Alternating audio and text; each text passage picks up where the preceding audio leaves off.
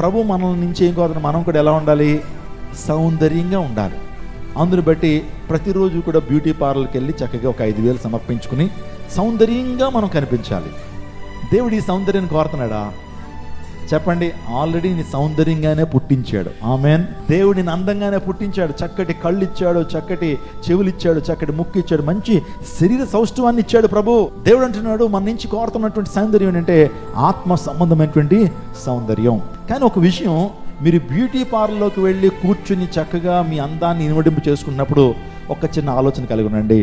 ఈ యొక్క బాహ్య సౌందర్యానికి ఎంతైతే మీరు ప్రాముఖ్యతనిస్తున్నారో దానిలో సగం ఆత్మ సౌందర్యానికి ఇస్తున్నారా? అది ఆలోచన కలిగి ఉండండి.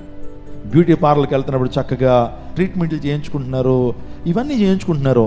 ఆ టైంలో ఒక్క నిమిషం ఆలోచన చేయండి. ఈ యొక్క బాహ్య సౌందర్యానికి ఇస్తున్నటువంటి ప్రాముఖ్యతలో సగం అయినా సరే ఆత్మ సౌందర్యానికి నేను ఇస్తున్నానా? ముఖం సౌందర్యంగానే ఉంది, కానీ నీ ఆత్మ ఎలా ఉంది? దేవుడు నీ ముఖాన్ని చూడ్డు, నీ శరీర రూపాన్ని చూడ్డు, దేవుడు నీ ఆత్మను చూస్తాడు.